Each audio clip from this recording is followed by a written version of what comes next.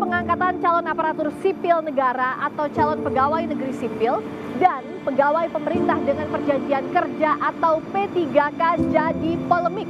Tak hanya riuh di publik, beda pendapat juga terjadi antara pemerintah dan DPR soal keputusan bersama yang diambil dalam rapat Komisi 2 DPR. Lalu apa solusi nyata terhadap para CPNS dan P3K yang menunggu kejelasan status mereka? Lengkapnya dalam ulasan Istana bersama saya, Friska Clarissa.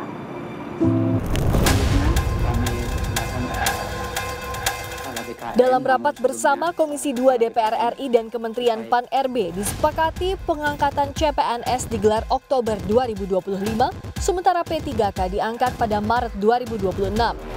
Menteri Pemberdayaan Aparatur Negara dan Reformasi Birokrasi Rini Widiantini mengklaim usulan penundaan pengangkatan CPNS salah satunya mempertimbangkan usulan dari pemerintah daerah. Serta pemerintah sedang menata ASN nasional secara menyeluruh termasuk mempertimbangkan kuota untuk CPNS. Meski mengusulkan menunda, Rini menyebut pemerintah menjamin CPNS yang lolos tetap diangkat menjadi pegawai ASN. ASN nasional secara menyeluruh dan adanya usulan penundaan seleksi dari beberapa daerah, pemerintah mengusulkan untuk dilakukan penyesuaian jadwal pengangkatan CASN sebagai pegawai ASN dengan perkiraan pengangkatan pada akhir 2025 atau di awal 2026. Memastikan bagi pelamar yang telah mengikuti dan dinyatakan lulus selesai CASN tetap diangkat sebagai pegawai ASN. Oleh nomor 4 ini mungkin percepatan CPNS P3K, Kementerian menyelesaikan penyelesaian CPNS dan P3K untuk formasi 2024 ini Pak. Pada bulan Oktober 2024. Coba ditambahkan tuh redaksinya tuh. Iya kan? Formasi 2024. 2024 kan? Iya. Ya. Lagi tambahan, Bu? Cukup, Pak. Gelombang protes pun terjadi di sejumlah daerah. Di Kendari, Sulawesi Tenggara, sejumlah calon aparatur sipil negara dan pegawai pemerintah dengan perjanjian kerja atau P3K tahap 1 Provinsi Sultra berunjuk rasa soal penundaan pengangkatan calon ASN dan P3K tahap 1.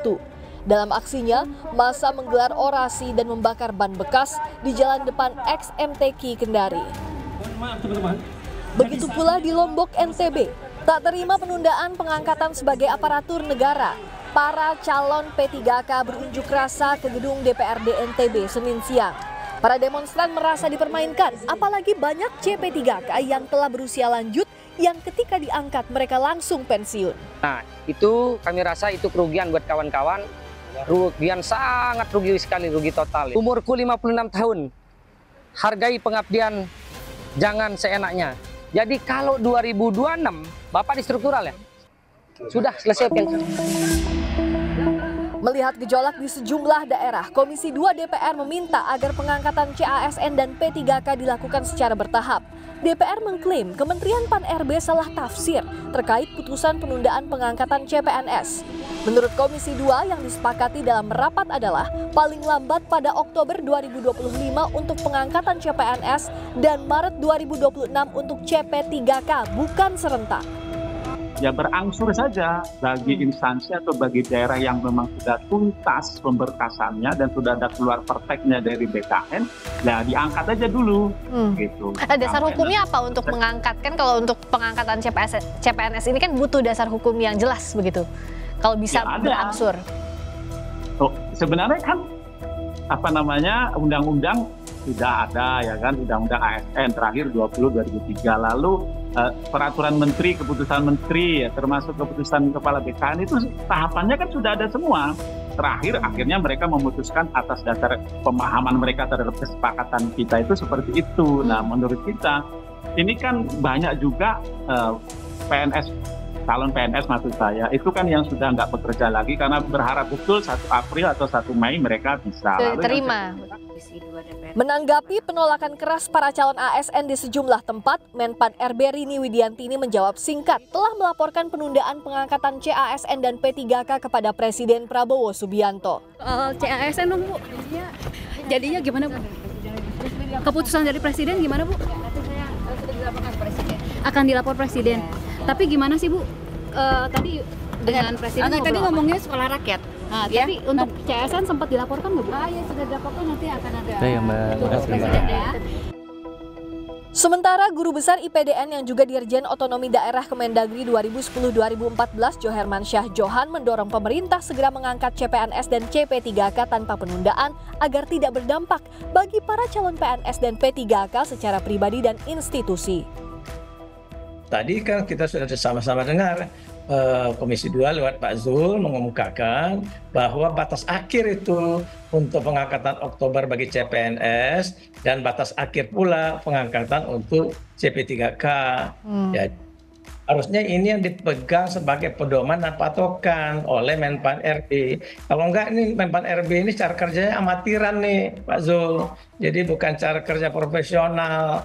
Nah, kasihan itu dampaknya personal dan dampak institusional. Personal adalah mereka yang tadinya sudah berharap masuk di bulan April, di bulan Maret, di bulan Mei dan seterusnya ya, secara bergelombang dan bertahap. Menurut Kementerian Pan-RB, data per 15 Januari 2025 ada 248.000 lebih CPNS untuk formasi 2024, yakni 114.000 lebih CPNS di pemerintah pusat dan 134.000 lebih di pemerintah daerah. Sementara P3K mencapai 1 juta lebih orang dengan rincian 300.000 lebih di pemerintah pusat dan 716.000 di pemerintah daerah. Jika pemerintah tetap menunda pengangkatan CPNS dan P3K, maka total 1,2 juta orang CPNS dan CP3K akan berstatus pengangguran hingga Oktober 2025 dan Maret 2026.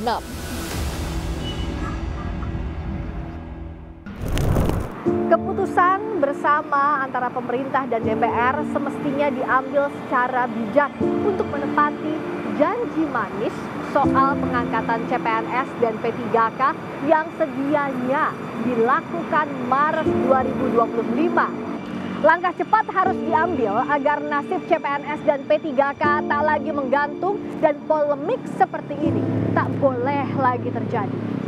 Friska Clarissa, Hanil Rivelino, Kompas TV, Jakarta.